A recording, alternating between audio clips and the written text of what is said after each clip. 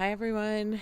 I don't really have any particular topics planned. I just wanted to come live and touch base today about whatever you guys want to talk about. There's a lot of different stuff going on right now um, throughout the different cases. So let's just chat about whatever. Those of you who follow the Summer Wells case, I know that there is a huge search going on right now. And it was a planned search. No particular evidence was found that led to them doing that. This is just something they had planned from the beginning. So that's exciting news for the Summer Wells case. However, that they are back out there. There's like 150 people out there searching right now. And they have dogs out and everything else. Those of you who have followed true crime, Michaela Nelson was found alive today. She went missing in late October, and she is home now. So that's, also exciting. We also have what happened with the adoptive parents yesterday. I can play the video if you guys want of their arraignment. Let me pull it up here.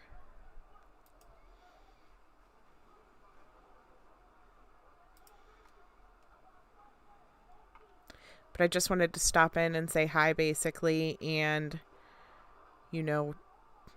just chat.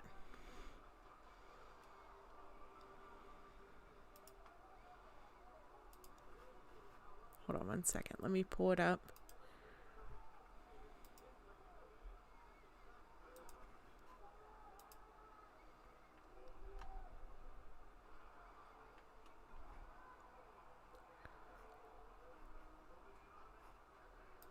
Have to go to my community wall. I posted it the other day. Yesterday. Let me pull it up here. Look, it's working. He thinks it's a video game. He's learning. And he doesn't even know it.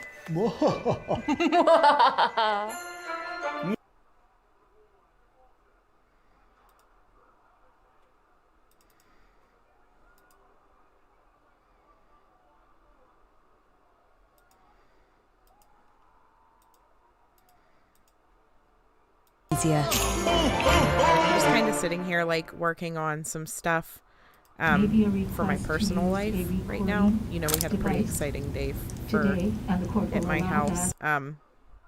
Those of you who don't know me, my daughter has been in therapy for the last 2 years. She's 3 years old. She's been in therapy since she was 1. And today was our big celebration day. She finally graduated therapy. So that was, pretty exciting. So I've been working on putting together a little video montage of her life so far, because it's just so thrilling for us. Okay, so here is their court yesterday. Let me play it for you guys.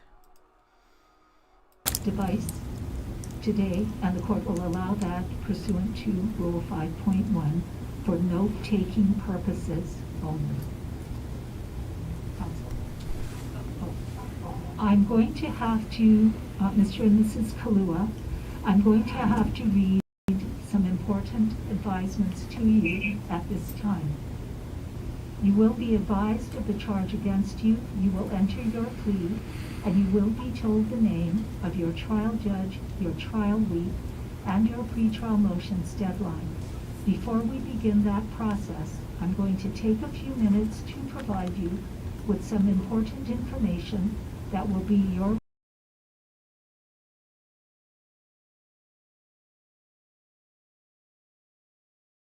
Look at Lehua. She really looks like she is roughing it in there. She is losing weight, and she just looks miserable, and nowhere near as miserable as she deserves to be, for sure. But I just wanted to point that out to you guys.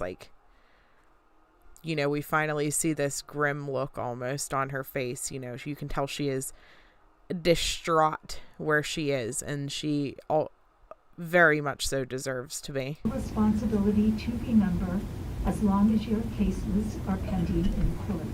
First, with respect to bail. Bail is the posting of cash or a bail bond to ensure that you appear in court when required. If you post cash as bail, part of your bail may be applied toward payment of restitution, fines, or fees ordered by the court. If you make all your court appearances, any remaining amounts will be returned to you. If you post bail through a bondsman, you may be charged a fee by the bondsman that will not be returned to you. If you fail to appear in court for a hearing or trial in your case, you will lose your cash bail or bail bond. The court will issue a warrant for your arrest, and additional bail may be required.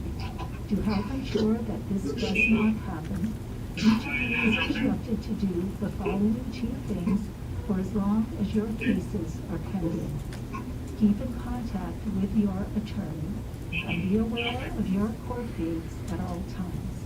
These things are your responsibility, and there will be no excuse if you do not appear in court for trial as scheduled. If you are released from custody with or without bail, you are subject to the following standard conditions. You shall not commit a federal, state, or local offense during your release. You shall appear for all court hearings. You shall remain in the state of Hawaii unless prior approval is obtained from the court.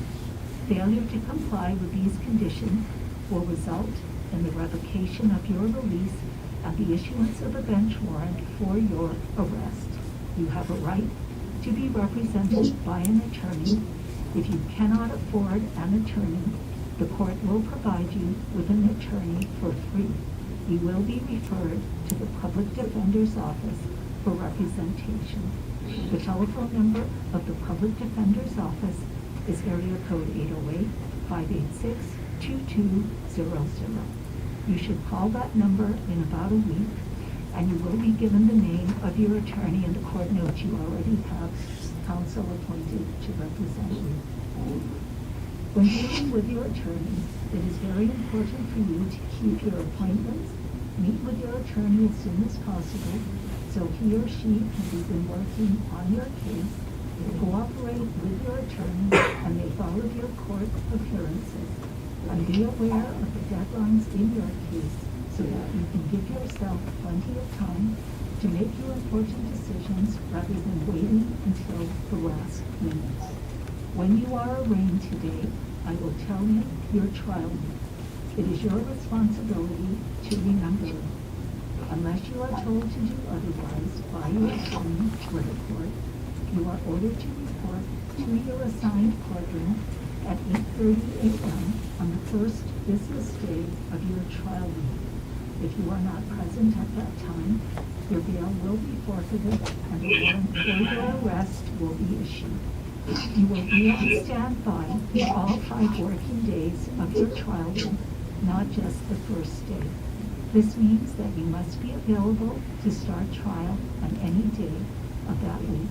When you are arraigned, I will also tell you who your trial judge is. This judge will handle all matters in your case, including pretrial motions, trial, and sentencing if necessary. For those of you who are interested in the drug court, mental health court, or veterans court programs, you should begin talking to your attorney right away about applying. The deadline to apply for drug court is 1 week before the pretrial motions deadline, or December 27th. Wow, look at this. 94% of people believe company culture is important to an organization's success. Frankly, I have no idea what the other 6% are thinking. You know, usually when people look up ways to improve culture, they look for best practices. And best practices are good, but they're even better when you put them with best principles.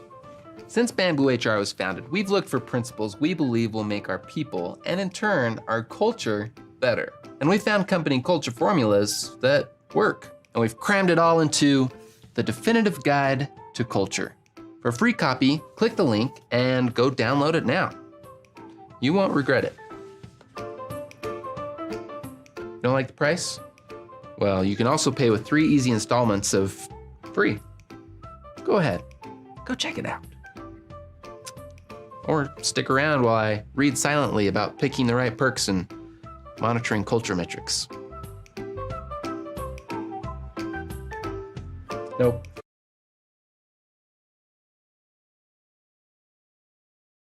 Maybe some important advisements to you at this time.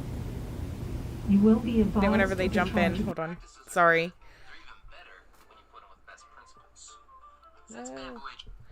Okay, so Lorton girl, these are the people who are responsible for Ariel Sellers' disappearance. She was reported missing in mid-September. We know now that she was actually murdered in August, around August 18th. Yeah, Sheila, I hate ads. That was on the video that was pulled up in there.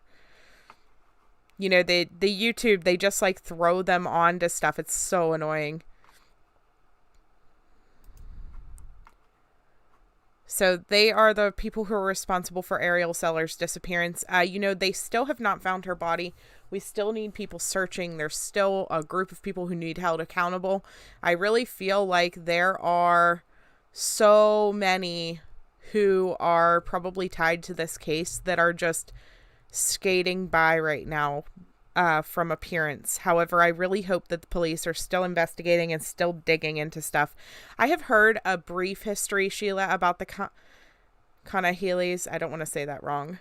I don't know all of the details. There were people who have told me about Bumpy in the past. So I have heard parts of that. Her maiden name is that, and that is her brother's, some of their last names.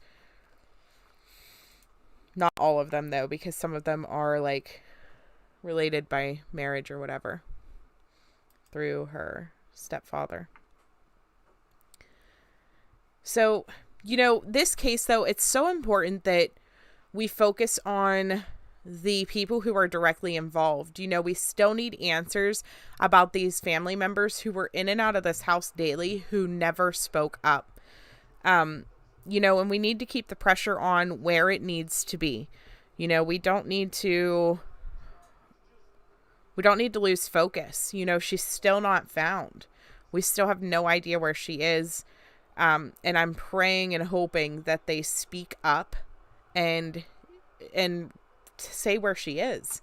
You know, even if it's for a plea deal. Like, even if we put Sonny in for 50 years instead of life or whatever, so that he can tell us where she is. Lehua needs to burn to the ground, though. Like, I hope that the person in charge of their lunch trays in the cafeteria, like, doesn't fill them, and that they are suffering in there. You know, they deserve every minute of any type of suffering that they're, you know, undergoing in that place. There's some stuff, though, that we need to focus on as well. Like, CWS, I believe, is responsible for this, too. You know, these workers from CWS did not check on her the way that they were supposed to. They didn't follow up and do their monthly visits. There's no way they could have and not seen the abuse going on. So then we have a situation where they completely ignored the abuse and just let it go. And so we need to make sure that the abuse is getting focused on too. These CWS workers need to be held accountable. And so we got to keep pushing. We got to keep rallying. We got to keep showing up, guys, so that we can, you know, make sure she gets justice the whole way around. There's so much corruption within that child welfare services unit. Whether it's child welfare services, DCFS, CPS, it depends on what state you live in, what they are called. But it is corrupt nationwide. And this is something that we have to get corrected. And honestly, from my standpoint, I don't even know if this system is able to be fixed at this point. You know, it needs tore down and rebuilt from the ground up. And the people who are in charge of that organization need to be held accountable. I don't know if you guys follow or watch CPS News Network, but one of the major people who was in charge of CPS recently stepped down this week. He just did a video earlier about it. Let me pull it up here. Actually, it looks like he is live now. Hold on one second.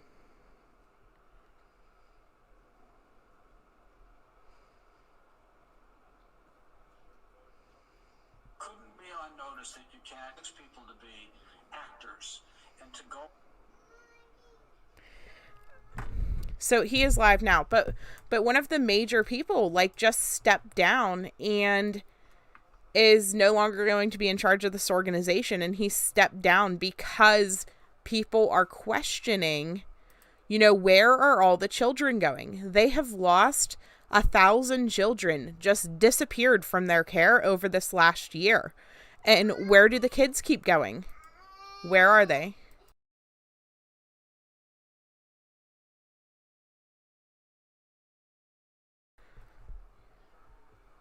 And so we see this in case after case where these foster children are just disappearing. And a lot of it is because they are put into homes that are not safe, that are not good homes, such as what Ariel went through. You know, she was put in the home with felons, and they tortured and murdered her systematically over a 2-year period. And the abuse was reported and ignored. And so we see this happening from time to time in other cases. And I kind of showed that on my video the other day, you know, all these different abuse cases that are happening in foster care and adoptive care. And so it makes you wonder, like, how can we fix this system whenever this is the stuff that is happening there? And then, you know, most of the time it goes completely unnoticed because biological family members don't step up.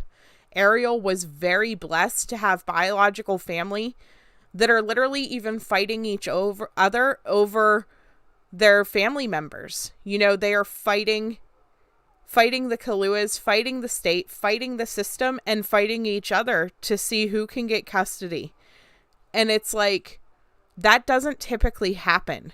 Cases like this, you know, the children get killed or hurt, and the biological family doesn't care. And they typically, you don't see people step forward. So her case is it blew up the way that it did because of her family's willingness to step forward for her. And so I can't stress enough that, you know, if you have a family member that undergoes abuse or torture or disappearing in this system, even if they're your second cousin, you know, step forward. You know, I covered the case of Kadar Williams. Let's see, it's been almost a month now since the last time I covered her case. She is missing in Philadelphia, and her case has very little information on it and very little press, very little anything, because of the fact that her biological family was not speaking out. The only people that she had advocating for her at first was the town, you know, people who've seen her walking to school on a day-to-day basis. And they were the ones out searching. They were the ones saying, you know, this girl is missing. Where is she? And they were the ones demanding answers. And so, you know, she didn't have anybody stepping forward. Let me pull up her picture while I'm talking about her. You know, she didn't have anybody stepping forward and trying to help find her. And she is still missing. This is her. I believe her name is actually pronounced like Quadar or Quarter. But she's still missing, and she is 11 years old. You know, she just turned 11 while she was missing. She was originally 10. And so it's hard whenever you're looking for these children and you have very little details, you have very little information, and the community is coming out for her. But most foster children don't have that happen. They disappear without a trace. The CPS network just writes them off as runaways, and then they're just gone. She was in foster care and had a fight with her foster parents, according to the reports, and walked out of the home. They assumed she was going to school. She never made it to school. Later that evening, they reported her missing. And so it's like, did she actually go missing that day? Or is this another case of a child, quote unquote, disappeared in somebody's care, and now we have no clue where they are? And so no one has spoke up for her until just recently.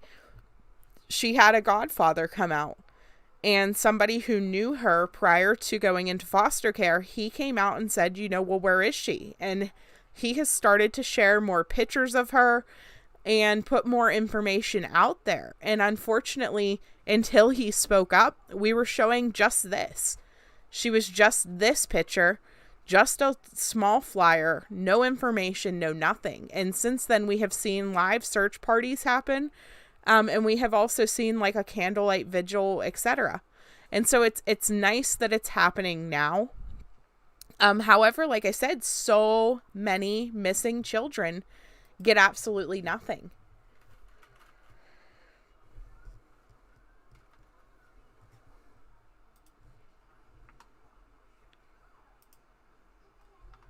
I don't know if you guys ever look at the missing children posters at all, but there are so many. I come on and I try to find something that is recent, because I'm not the best at covering cold cases. I need stuff that I can dig into, like right now.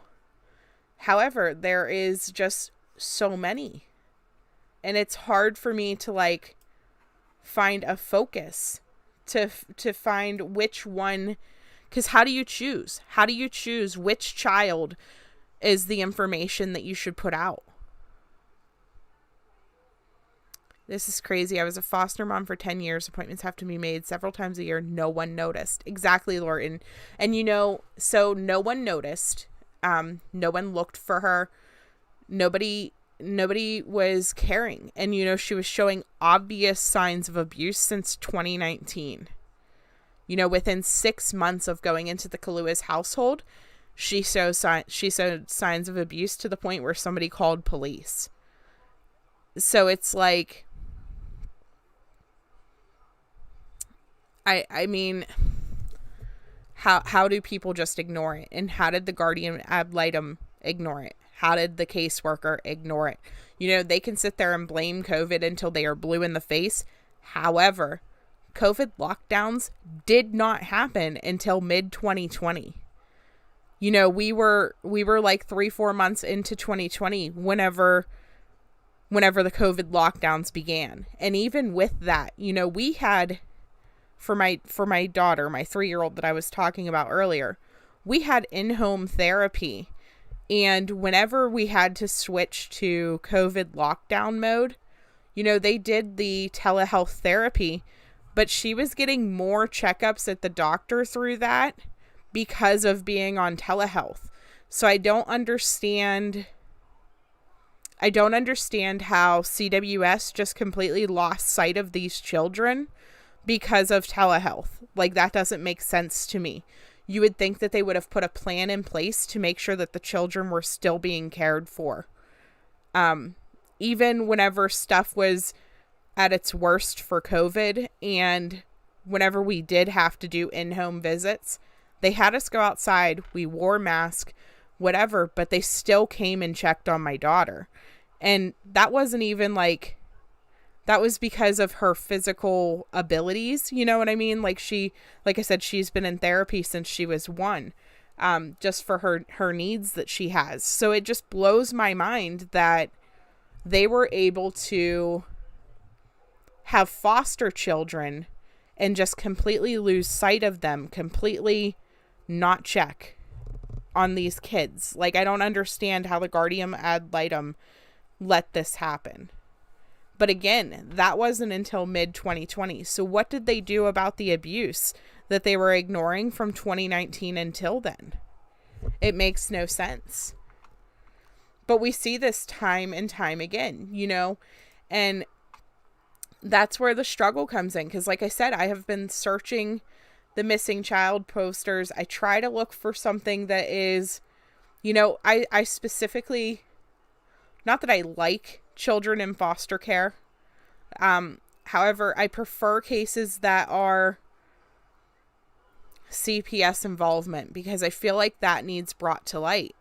These children that CWS, CPS, DCFS, whatever you want to call it, that have no voice, that have no name, reaching out to them. I feel like our focus needs to be, somebody's focus needs to be on these cases that get no coverage, that are just a poster with just a face that nobody ever talks about. And the problem is, trying to look into cases like that, you get very little information.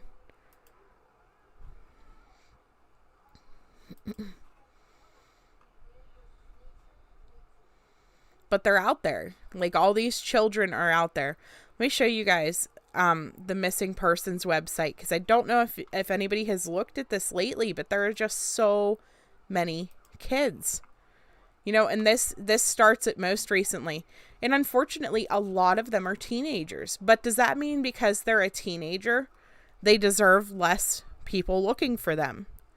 You know, I don't care if they ran away or not, because unfortunately, you know, most children who run away end up in some sort of trafficking situation.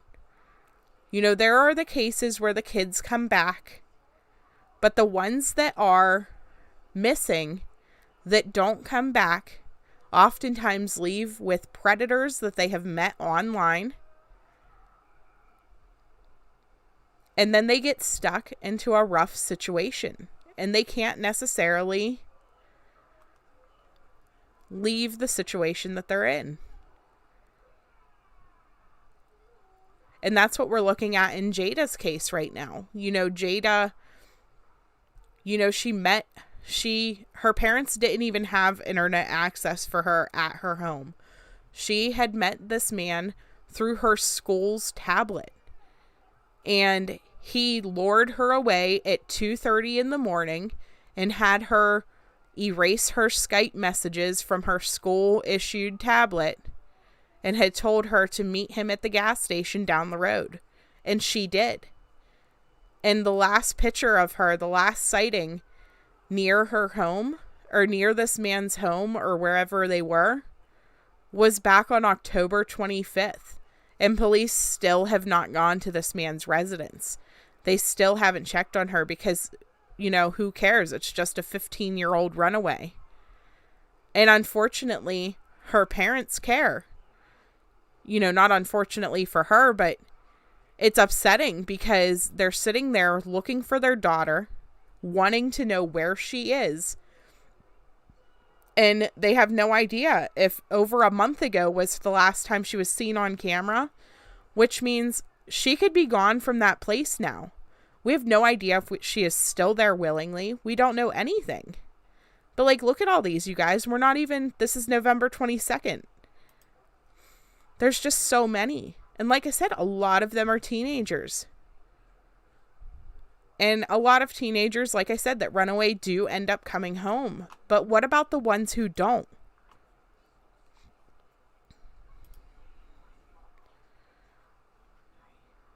Sorry. And then you have the cases, you know, like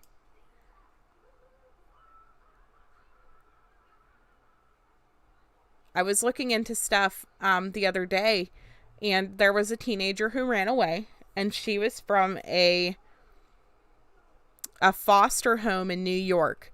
And as I was digging into it, there were other children who also were missing from the same foster home. And I continued to dig into it, and this is what I'm making a video about this one. But as I was continuing to dig into it, I found out the foster home is actually being investigated because they have lost some 200 plus children in like a short time period, like a couple month time period.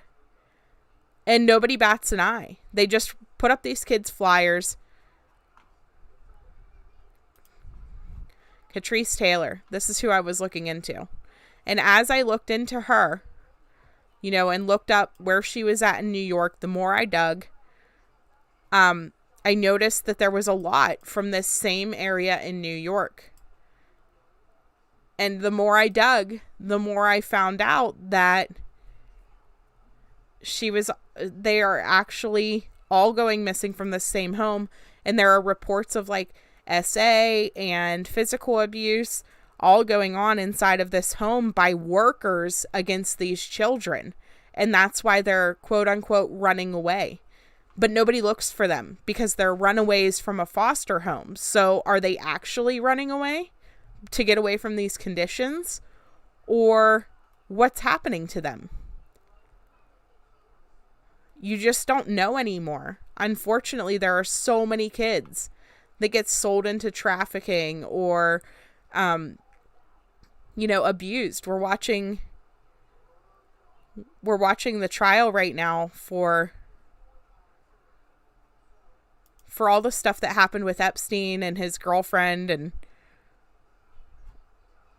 it's just like, I don't even want to say her name because I'm sure it'll trigger the algorithms, but you're watching it happen, and this really does occur for children between 12 and 17 years old. Like, trafficking is an issue.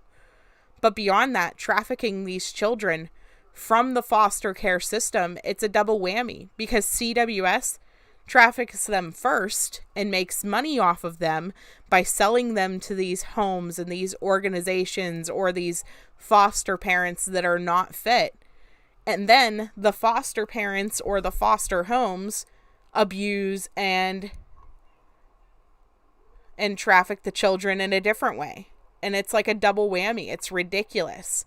And this is why we need, the Better Together Homes Act or Family Act to go into place in all these states, because family first, because it's like that could solve so many of these issues. And I'm not saying that families should have custody whenever they're abusing their children. That's a completely different story. However, whenever you're looking at a situation where it's a financial issue or a drug abuse issue, could these children be better off in their own homes than they would be in these foster homes that they continuously are being hurt or running away from? Or worse. And unfortunately, not all foster parents are bad, but you get that one or two that make people look awful, and that's what happens. But look at all these names, guys. Look at all these children. And this is just the ones who have made it onto the National Center for Missing and Exploited Children's website. There are so many that don't. There are so many that don't have their pictures up here, that never get reported missing, that nobody even knows is missing.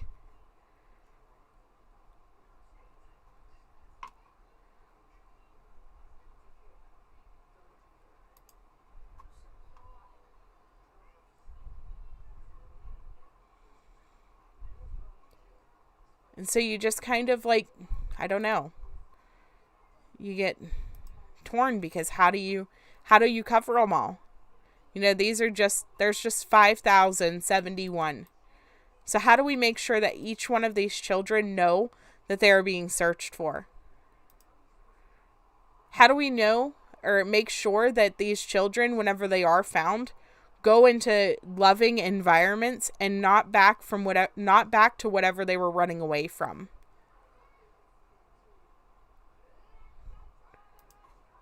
And the children who are hurt or kidnapped, how do we change this, you guys? We have to be putting our children first. There's something broken in our country that this is the way things are. Like, it just keeps going.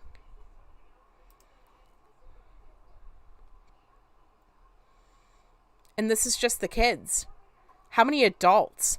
How many people over the age of 18 do you see reported missing on a day-to-day basis?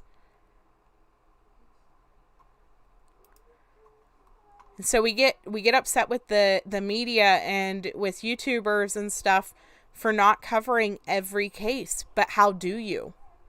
What's the best way to do this? And present it to an audience so that people care. How can we make people care about each one of these children? How can we make viewers interested in seeing this? You know, why do we have missing children that don't even have a picture? And most of them, if you look at their flyers, most of them have one sentence. No details. So whenever you go to pull in to look at this case, like for example, Diana, she was last seen on October 17th, 2021. That's it. Not what she was wearing, not the circumstances surrounding her disappearance. None of that is on here. And so it's like, how do we give these children a voice whenever the people who are reporting them missing don't even care enough to put details?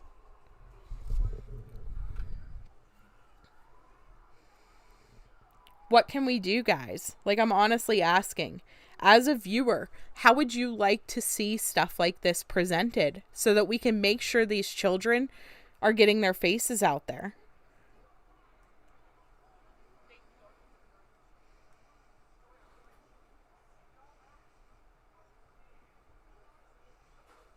Hi, Vanteza.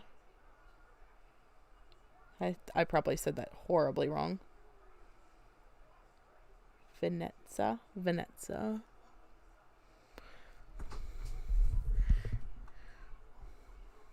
It's just, there's so many, you guys. There really is. And so, like I said, this is what I want to do, though. These cases that are getting no coverage. These people who are missing that you don't hear about. This one says 11 years old. Logan Richter. Look at this picture, though.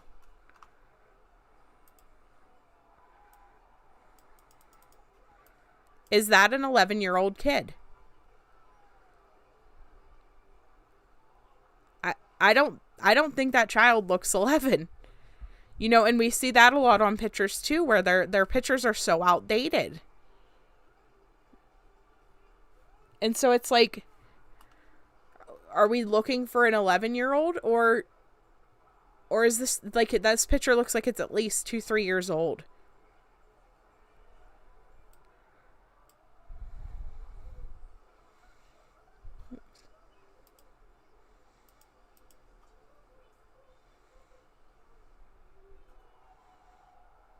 There's just so many.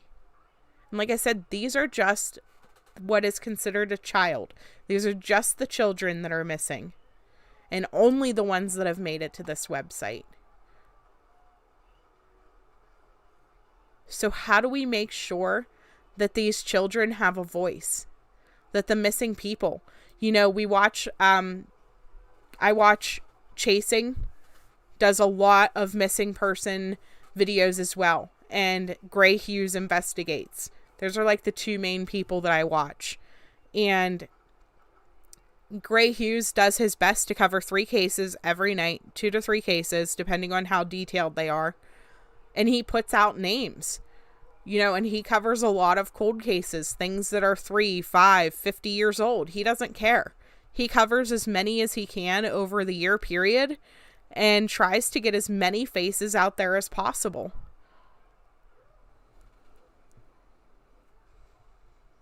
And so he does his best, you know, to cover as many as he can.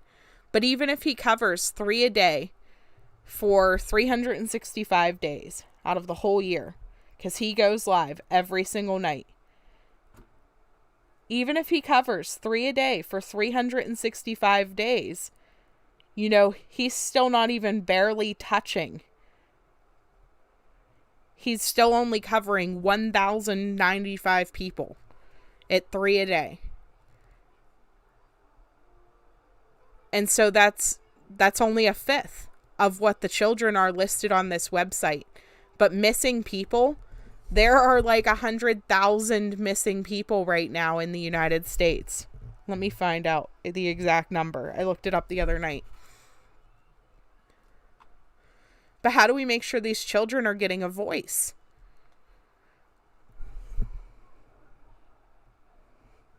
Yeah, people have to stop turning a blind eye when they witness something wrong. People have to step in and get involved no matter what. Stop the "it's not my problem" mentality. I agree, Jennifer. I agree. So many people have, quote unquote, minded their business for so many years. And now we're to a situation where, you know, I worry if my son, who is a biracial teenager, an 11-year-old black male, would go missing. Would anybody notice other than my family? Would anybody even listen to me screaming from the rooftops that my child is gone? Or would they just assume that he is a runaway and nobody search? And that's exactly what's happening with Kadar right now in Pennsylvania. And it's frustrating to think about that, you know, and it's not necessarily a race thing, but it is a little bit, you know, because you see the All-American girl go missing and the world stopped turning. Everything stopped and everybody searched nonstop, and helicopters searched nonstop. Even after she was found, they searched for Brian Laundrie. And we watched that happen in real time. And while that was happening, Ariel Sellers was missing and getting zero media attention. Was getting nothing. Angel Nicole Overstreet is missing. Kalina Joyce is missing. She's 4 years old. Who's covering her case right now? This is in Virginia. 4 years old. Who's heard of her case? She's been missing since October 8th. I haven't. Not till just now. Scrolling this.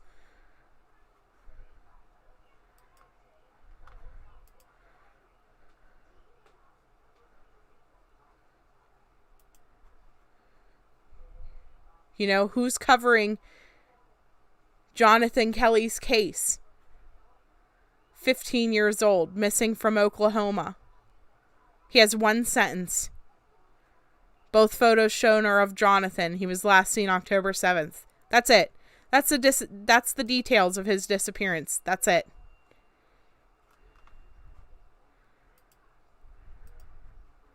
There is a girl who is missing. And I actually called 4 different police departments to find out information about her disappearance. And I called and called and called. And nobody could give me any information as to who even reported her missing, where she was reported missing from, nothing. I could find no details.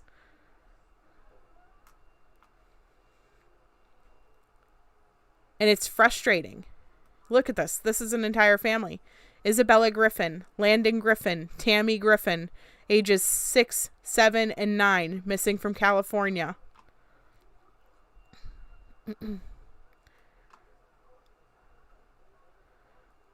Looks like a non-custodial parent abduction. But who's heard about this case? I haven't. October 5th, they've been missing since. It's disturbing. But this gets no coverage. You know, all of these people out here are just gone. And we need to treat this more like a pandemic Because we hear the COVID numbers daily. We see the deaths daily. We see everything going on daily. And they talk and they talk and they talk about it. And, you know, something like this, these children, I don't know what the answer is. Like maybe on every news, every single channel, maybe we should have these flyers scrolling across the bottom of the screen. I don't know. I don't know what the answer is, but people not seeing it, not knowing, it's not an answer for me. Yeah.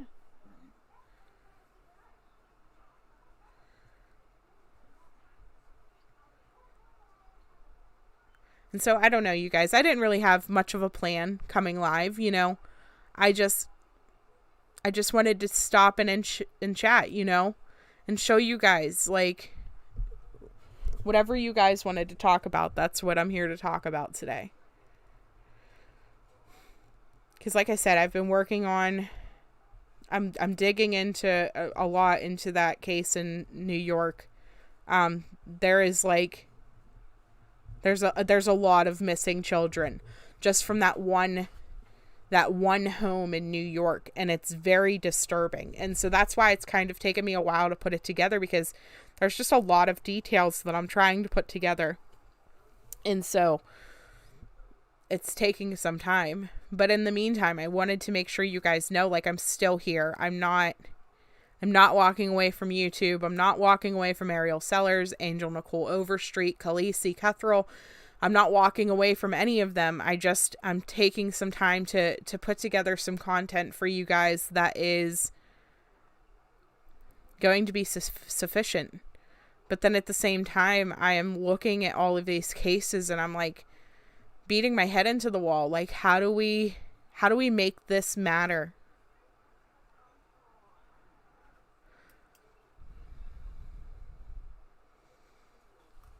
Ivana Ryken, missing from Missouri. 2 years old. Missing since September 27th.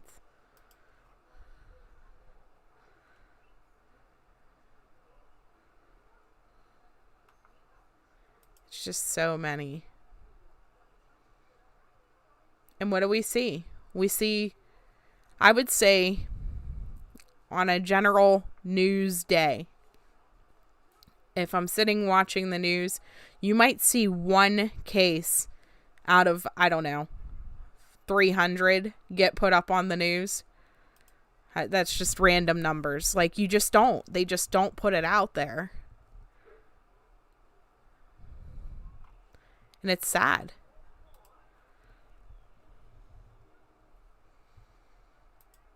Like, did anybody have any clue this many children are considered missing?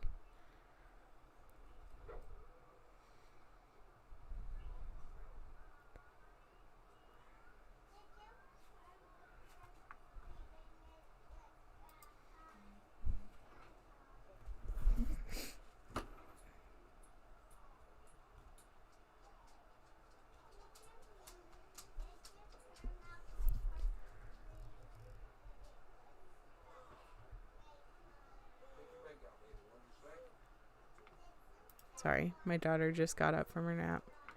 Just trying to look and see what's going on.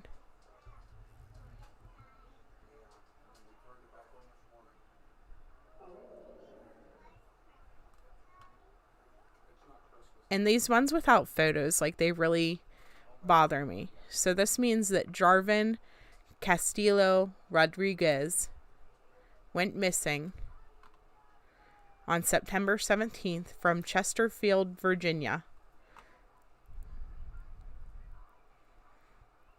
Last seen wearing gray shirt, black jeans, speaks very little English, goes by the name Danilo.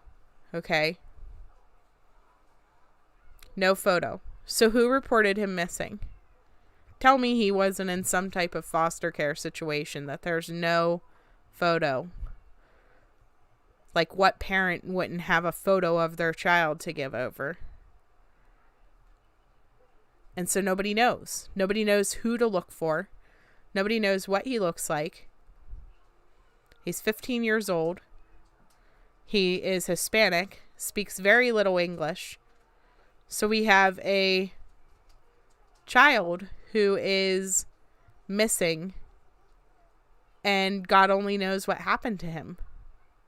You know, did he run away? Was he brought here and then trafficked and taken out of the system that way? Who knows? Like, we have no idea. And I know that I keep mentioning trafficking, and that's because it's a real thing. It happens to thousands of children, to thousands of young adults who find themselves in situations that they should not be in. And unfortunately, they target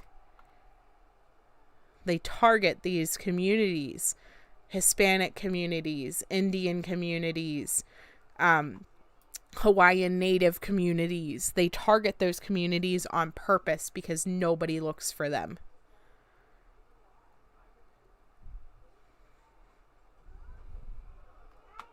They target foster children on purpose because nobody looks for them. Here's another one. Wilson Raimundo Chalk. Missing since September 15th. Also from Virginia. Also just has the description of what he was wearing. Race, Hispanic. No photo. Who's to bet if I really dug into that they came from the same place?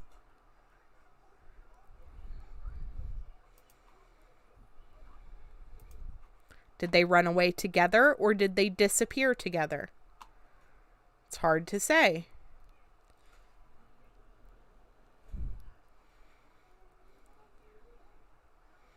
And there's just so many. And it's still going, you guys. It's still going. We're only to September 9th is where we are right now. That's what this page ends on.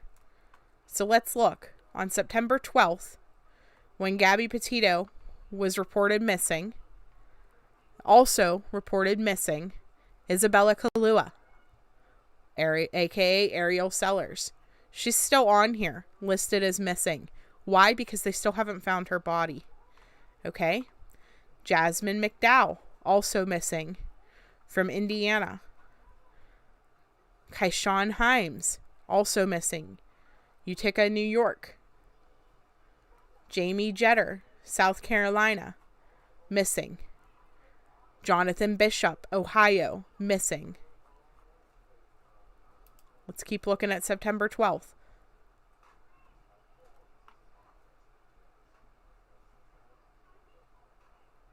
Reminisce Brown, missing from PA. Kalia Cummings, missing from California. Aaliyah Stearns, missing from Ohio. Alyssa Herbert from Louisiana. Jessica Jordao from Spring, Texas.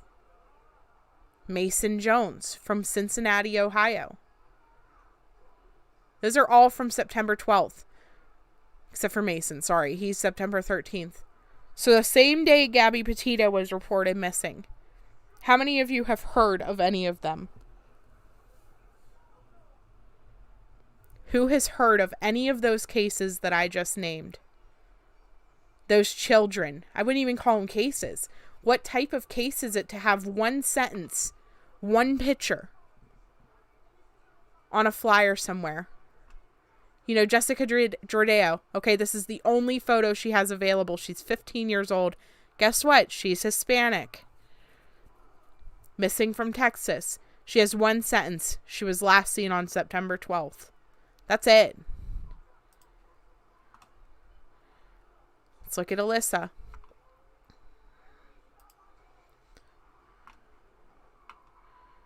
Missing from Louisiana. 17. She has 2 photos here. And her one sentence about her disappearance, both photos shown are of Alyssa. Well, thank you. Thank you for that. It's just so frustrating because which one of these cases got any type of news coverage? Does anybody live in any of these states that can tell me? Did you hear about Aaliyah on the news whenever she went missing from Cleveland, Ohio? Probably not, because look, they gave her one sentence, last seen on September 12th. That's her sentence. Not what she was wearing, not where she went missing from, not what happened to her, nothing. There's nothing there. So then whenever you're a person like me trying to cover these cases in the backgrounds, you have to really dig, because this is what it starts at. It starts at one sentence. Kalia Cummings, missing from California, may travel to Los Angeles, California, Palmdale, or to Palmdale, California. Not what she's wearing, not why she went missing. Did she run away? Was she kidnapped? Did she fly off on a zebra? We have no idea. We have no information. That's it. There's no focus on these children, guys. And this is why you see the public outcry and the outrage whenever you have one case get all the details and all the attention and all the social media and everything, because this is what happens. Even Isabella, Ariel Sellers, whenever she went missing, this is it. All they had, the details. She was last seen wearing black leggings, black hoodie, colorful socks, Nike sides, pink soles. That's what they put. They had her appearance at least. What she was last seen wearing. We know that's not true. It wasn't true what she was wearing. But at least she had some type of details. At least we had an appearance or a photograph. I don't know, you guys. I can't. I can't cover them all. And so I don't know what the best way to do this is. I don't know how I can best serve to do this. And I'm trying to cover cases opposite of what I see other creators do. So if somebody covers I don't know. For example, Summer Wells. I don't touch her case because I watch her case. I follow it very closely. I'm very interested in the Summer Wells case. I'm very interested in Michael Vaughn's case. I'm invested in them the same way that I am in Ariel Sellers' case. But everybody's doing it. And it's not that they deserve less coverage. It's just that I want to make sure that these children who get nothing, who have nobody looking for them, have somebody out there to at least try to show their picture. At least try to make sure that somebody sees. Like, guys, we're not even to the beginning of September yet. These are all people who are reported missing, and we're not even to September 1st yet.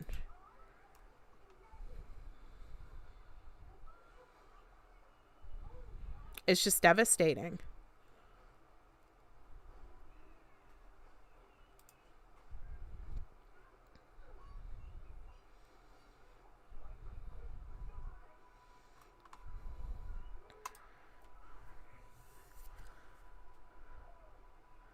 Ramil Morris, missing from Johnstown, PA, since September 1st. He has one sentence. Just missing from Johnstown, PA. That's it. Who heard about his case? I know that we have people from Pennsylvania in this group. Has anybody? Youngstown, Ohio. Yeah, we need to contact someone in the governor's office. It's a big problem. I agree, Lorton. I don't know if the governor's office would even care, though. Certainly they know all these children are going missing. I don't know if we need to, here's my thoughts on this. We watch the public outcry about different things that happen, and we watch how the cancel culture works. How they are able to swarm things and make issues known and make it public and make it be a big deal. This isn't about race or gender or anything else like that. But if we can get these celebrities and these big names behind children, because this is a children problem. All of our children are going missing every day. And there are so many adults, like I said, that go missing too. How can we make this be a big deal to everyone? I don't know how we could do it. Like, could we get like a cable company involved where they just run it along the bottom of the screen? Like I said, but would people even look at it? You know, if you're blasted with these pictures every day, do you even take the time to actually see it? Or does it just become like it's not a big deal because you're seeing it so much? I don't know what the right approach is. Where in Virginia? That's where I live. Sorry, Lorton, I just now seen that. Which case was it? You guys are like 30 seconds behind me. Here's another one in Virginia. Albemarle County. Yeah, I don't know. It's just, there's so many. Here's another 4-year-old from Montana.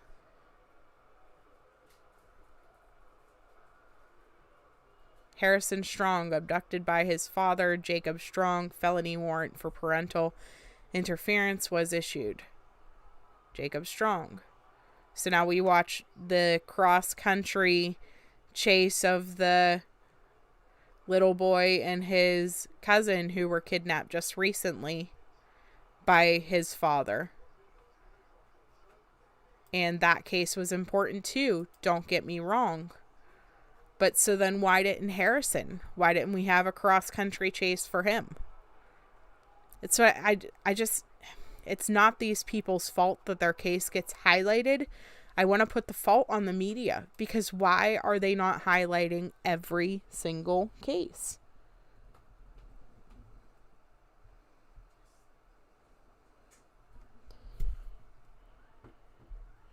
Chris Hill, something which irks me is the missing board is no longer up at my local Wally World. Wasn't replaced after a remodel. Maybe other Walmarts still have theirs. So Chris, I noticed that ours is still up. However, they never update the pictures. Like, there is so many cobwebs on that case, it's ridiculous. The photos inside literally are never updated. And it's sad because, you know, yeah, in bathrooms by the back of the store there in Hawaii. Yeah, ours is up towards the front by the customer service desk. But they literally, like, I've never seen the pictures change. It's always the same 4 or 5 kids in there.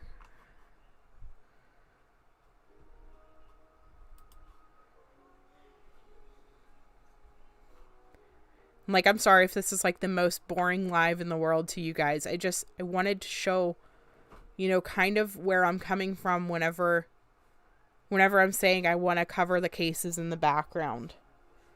You know, we did a great job highlighting Ariel Sellers' case. You know, she was in the background too. And we brought her to the light. She's starting to get national media attention. It's sad that it took the monsters being arrested for that to happen. However, I feel like her family now has a platform to make a huge change for her. To really speak for her and make sure that things can change in Hawaii, at least. I hope that we can change things nationwide. However, let's start with Hawaii. And it's just like, I'm glad for them. And I'm not, like I said, I'm not going to walk away from her case. I am going to cover it till the end. And I'm going to keep helping them push for CWS reform and change and for justice for her family. But at the same time, I want to make sure that I'm not losing focus on continuing to try to pull some of these children out of the background that aren't getting coverage. You know, we're on page 60. Page 60 of these flyers, guys. And we're nowhere even near done. And we're only in August. There is so many. And how many now have we passed that have no photos? Where are these children at?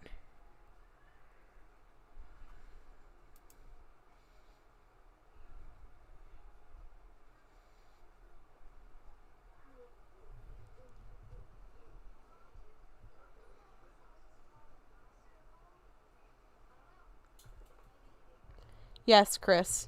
LP started that because of the exposure and missing need exposure. They do. You know, how many of these kids could you have walked by and never even known because you don't see their pictures? Like, how are we supposed to look for these children if they're not publicized? And I'm sure, like, okay, we could go on here and we could do our best to try to, like, look for Alexa.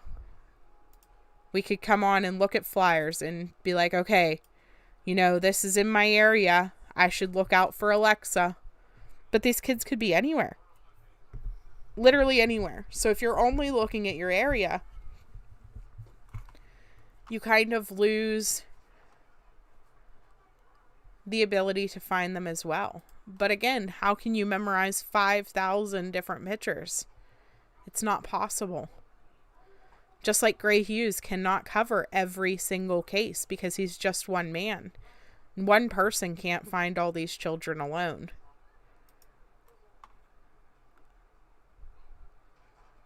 There's no way. And this is why it's important. You know, there are millions of people in our country. If everybody's seen it, if every Sunday we would take all of the missing children from your state and make them a full page insert in the newspaper, would that help?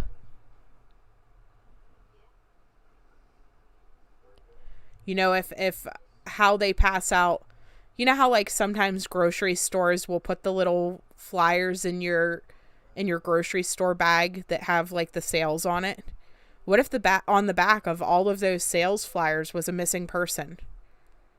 Like a different missing person on every single sales flyer. What if we could get a company like Walmart to do something like that? Or like Dollar General.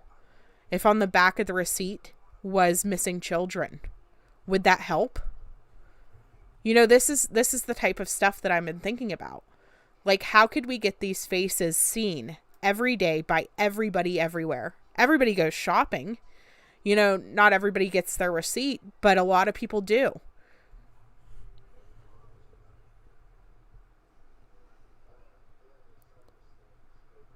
Haven't heard of any of those. At least FB should do it as a joke. Yeah. And so that's something that I've been thinking about. Like, how can we push for a change like that? You know, eventually YouTube monetizes channels. I'm not sure exactly how or when it happens, but eventually they put ads on your videos and do stuff like that.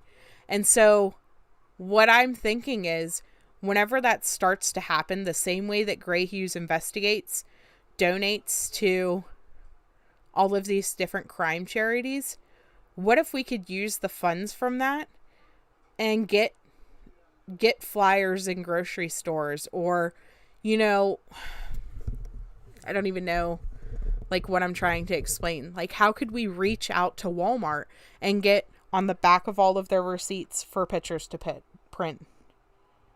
Is there even a government unit made to search for these children? And maybe if one was made, would that help? I don't know. So I covered the 24 missing children in Philadelphia. 24 kids went missing in Philadelphia within a 1-month, 30-day period. And they were all from 2 different police stations. Tell me how 2 different police stations are supposed to take care of all of the crime in their area, as well as search for 24 missing children. It's not possible. It's not. And so, how do we do it? How do we make this problem be so that people are looking?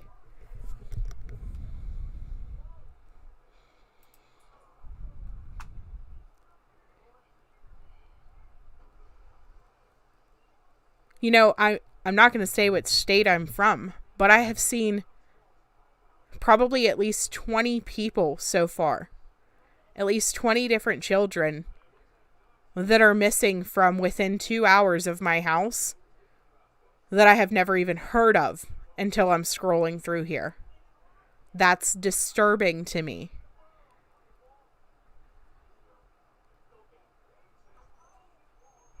It shouldn't be like that. Here, this one's in Hawaii. A lot of you guys are in Hawaii. How many of you have heard of Jason O'Hara? He's been missing since July 20th in Hilo, Hawaii. All it says is he was last seen on July 20th. He may still be in the area. So here you go, Hawaii. How many of you have seen or heard of this case?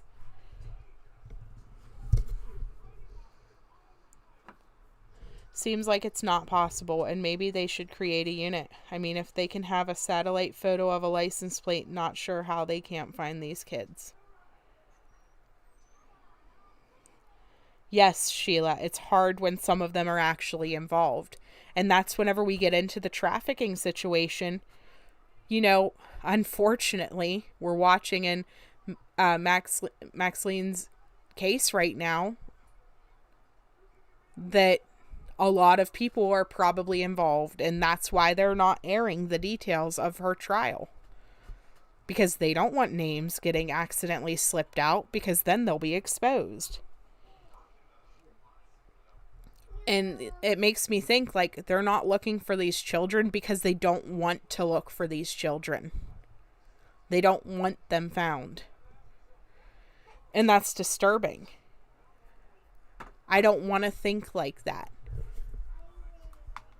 I don't.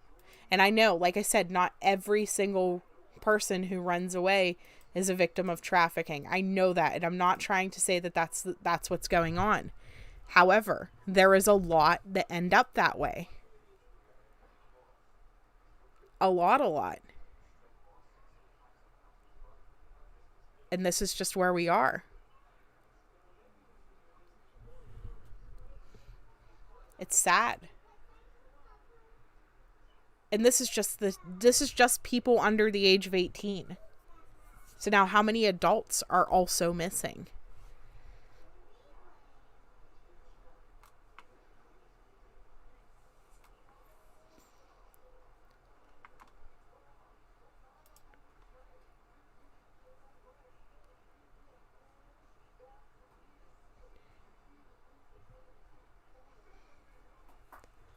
And it's sad to say, like, whenever I get into, like, July, for example, I stop.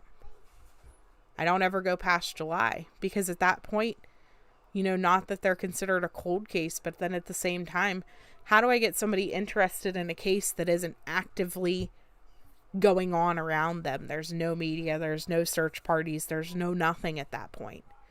And so we look at this from a level of, how do I keep an audience? How do I grow my page and help keep spreading awareness and keep people interested?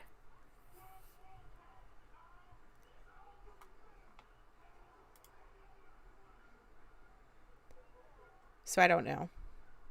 This is just something, you know, this is what I've been struggling with over like the last week or so. I've been super busy with family stuff and the holidays and everything else, but also investigating that case in New York and trying to put something together there. And then at the same time, I'm like sitting here scratching my head how to go about this. Okay, here we go. Here's one of the ones that I was talking about. So Sasha Sanford Carter, missing since July 26th. She's 5 months old, from Indiana. Where is she? Who has heard about this five-month-old being missing? It's no different than Angel Nicole Overstreet. She was 3 months old whenever she went missing.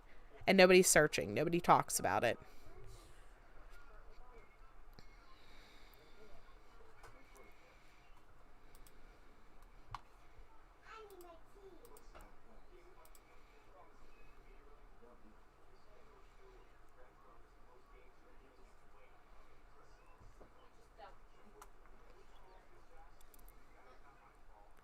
This one's actually in the United Kingdom, which is crazy because you don't typically see cases from the United Kingdom being aired here. But this is Smiley Duran. Him and his sister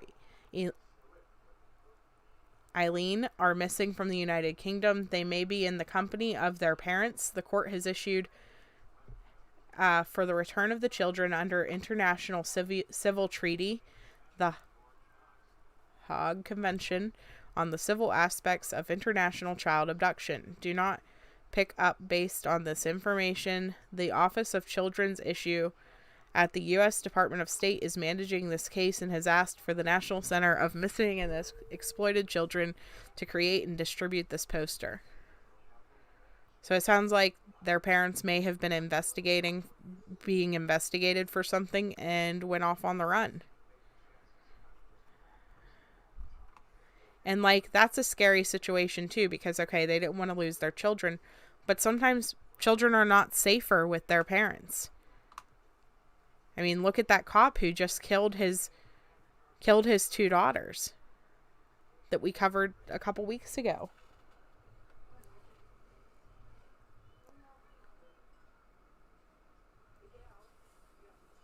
Yeah, every little bit helps, Tim. You're right. And even if I only do a few cases, it helps a lot. No one person can do all this. You're right. And so that's why I'm purposely trying to cover the cases that no one else is. Because if Gray Hughes covers 3 a night, which is $1,095 a year, Chasing covers, you know, she tends to put out about a video or 2 a week of different missing people, and then she does a lot of Summer Wells. But she does cover other cases as well. So figure she does 2 a week over 52 weeks. That's 110 or so, and then 108, give or take. And so it's like, I don't know. If they cover different people, and then like Cracking Cases is covering different people, there are other creators that cover different cases. And so what I do is I look up the people on YouTube, and then if nobody has videos about them, nobody else is looking into them, then I cover it. I'm going to try to make a video about them if I can find information. You know, some of them, there's just nothing to find. And a lot of that is kids in foster care. There's nothing to find because of the social media policies. And because of the different rules that they have about photographs and stuff of the children in CPS custody. And that, unfortunately, I think is part of their downfall, because then nobody can look for them.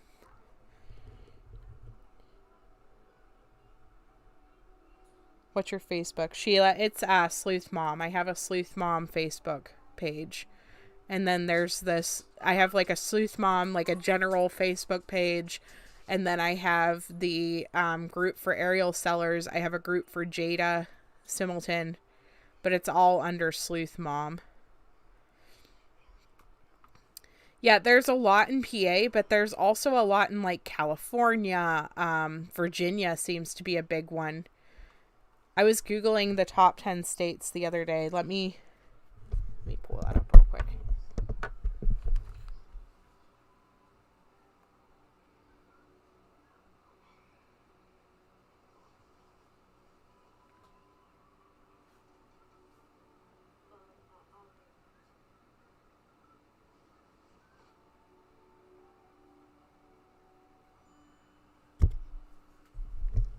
So the top 10 states with missing people. So here are the 10 states with the most missing people in our country. Let me keep scrolling while I read this. So currently, California is number 1 with 2,133 missing people. Florida is number 2 with 1,252. Texas has 1,246. Arizona 915. Washington has 643. New York has 606. Michigan has 556. Oregon has 432. Pennsylvania is number 9. It has 401. And then Tennessee is number 10, has 361. And so then whenever you look at like maps of where trafficking is allegedly supposed to happen, those states are all like right near the center of it. And honestly, I'm very surprised that that Colorado didn't make this list, because they have like 292. I just clicked on them. They have 292 missing right now. You know, there's a lot that happen near the coast, though.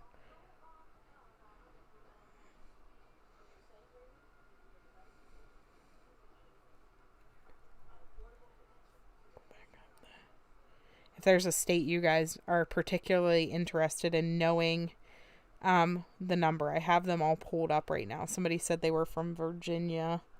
Virginia has 239 right now. And that's active missing person cases. Here we go. Sarah Hernandez. She's 4 years old, missing in Colorado. Jennifer, are you still in here? Have you ever heard of Sarah Hernandez?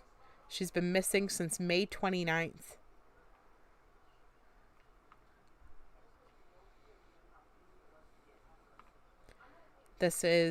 She's Hispanic, and this looks like a custody dispute again. But again, custody dispute does not mean that they are safe. Unfortunately, there are so many parents who do things bad to their children.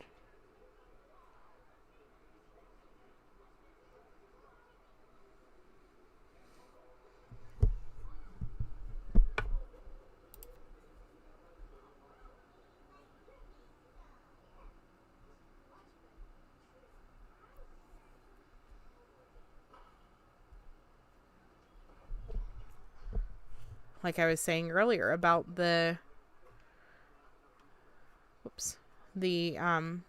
ex-cop who, you know, killed his 2 daughters, the Vicosas. That case that I did the video on the other day.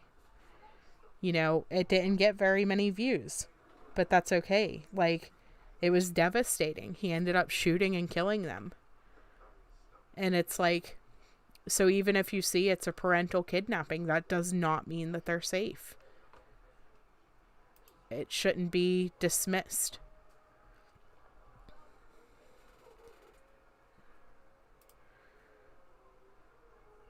So I don't know, guys, like, we're back in May now. And so if you want to pick up where I left off on this, I can post this website if anybody's interested in actually looking at it. Let me see.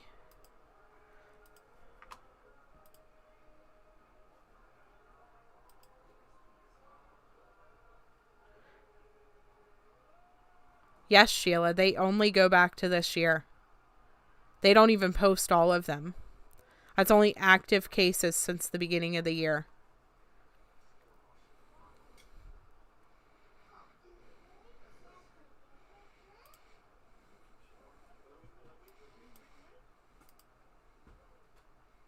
No, actually, it's not. It does go back to 1901. 1928. Let me show this again. Sorry, I just scrolled all the way to the back.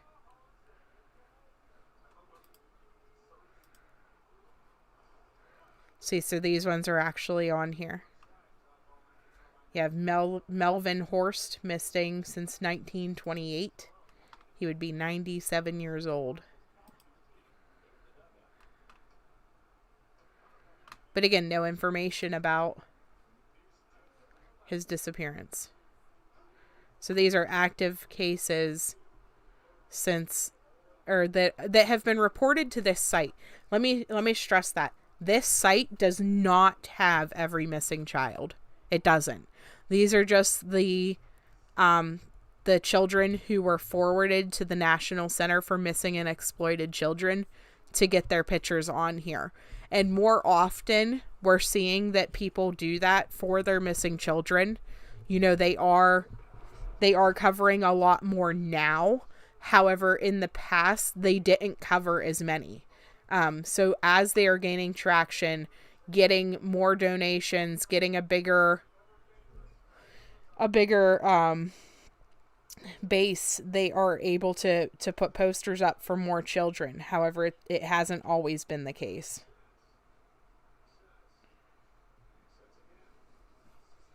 So that could be why there's such a difference in the number as well. What did I do to the chat? I like exited out of the chat somehow.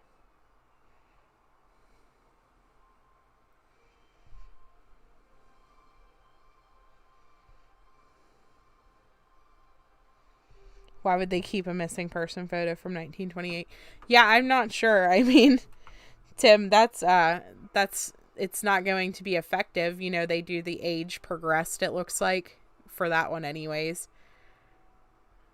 You know, maybe somebody will look at these and realize, like, hey, that's a picture of me whenever I was a kid. You know, that could be possible, like a possible situation. But how do you have like a John Doe missing? That doesn't make sense to me. Like, if you don't know who they are, or, okay, I see now. It's a skeletal remains were found from 1935. Approximately 9 to 11 years old. There was also an adult female.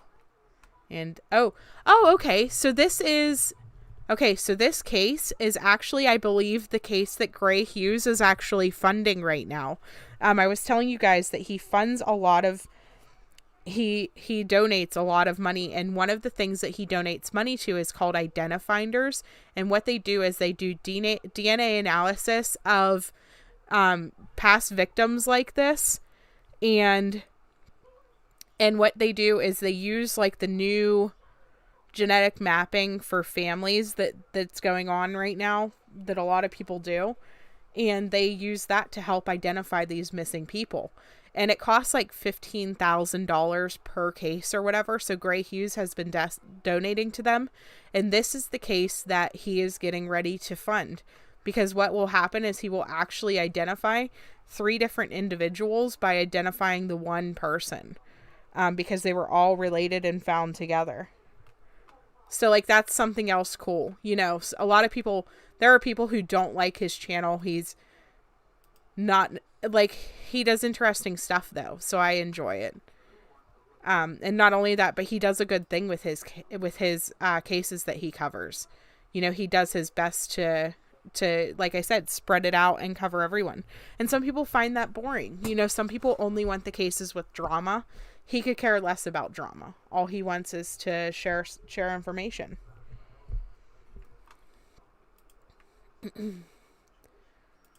So, but I don't know, guys. I was on page 89. If anybody wanted to pick up and continue looking through that, I am going to stop there, though. Never heard of him. Lots of kids missing on the Big Island. Yeah, Sheila, there is a ton. Let me pull up Hawaii's number for their actual numbers.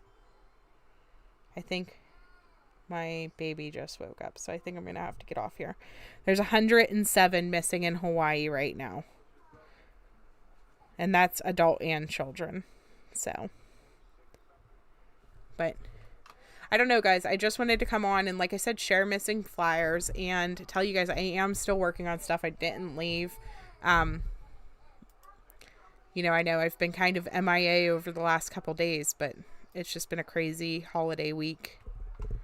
So I will drop his link, Sheila, after. Let me get his link. Let me find him.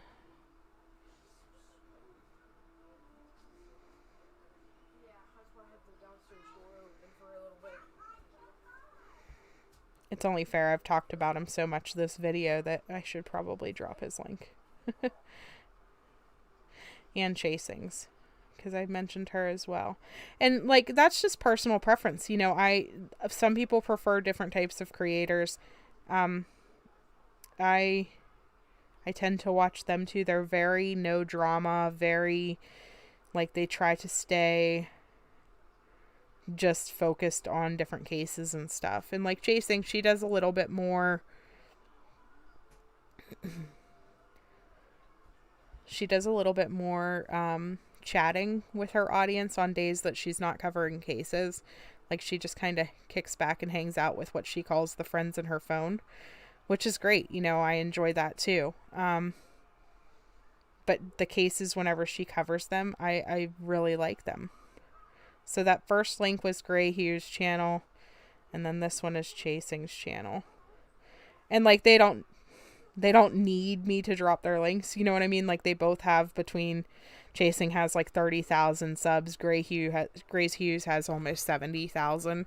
However, like I said, I've been talking about them. I think that they are great channels. They're doing great things, and I think that you guys should check them out because, you know, they're trying to use their platforms for the right reasons, and I have a lot of respect for them because of what they do. Anyways, guys, so that's all I really have going on. I just wanted to come on and chat and say hi. But I'm going to go ahead and get off here because both of my children are awake and I have to cook dinner. So, love you guys. I will see you next time. I have heard of a slave trade in Virginia area, I think it was. Yeah, I've heard so many rumors about different things, Sheila. It's crazy. You know, you hear about like underground paths and underground railroads and ways that they transport children on boats and different things like that, and it's all just disgusting, honestly. And it's a deep, dark hole that you can get drug into looking into that stuff. But at the same time, I feel like we need to be aware and know that it's happening because these kids are out there. These young adults, these teenagers, these early 20s that are being used for this trafficking. It needs looked at. You know, we have to stop turning a blind eye as a nation. You know, people have to start looking at these cases in the shadows because this is where, you know, the Save Our Children thing comes into, and Pizzagate, and, you know, Epstein's plane, and, you know, those kids all came from somewhere. And unfortunately, I feel like that is very tied into child welfare services because, you know, they're stealing our children. They're selling them to these people, essentially. And it's scary to think because nobody looks for them once they're gone. So, but anyways, guys, I'm going to go ahead and jump off, and I hope you all have a good afternoon in Hawaii, night, evening, everywhere else. Have a good night, guys.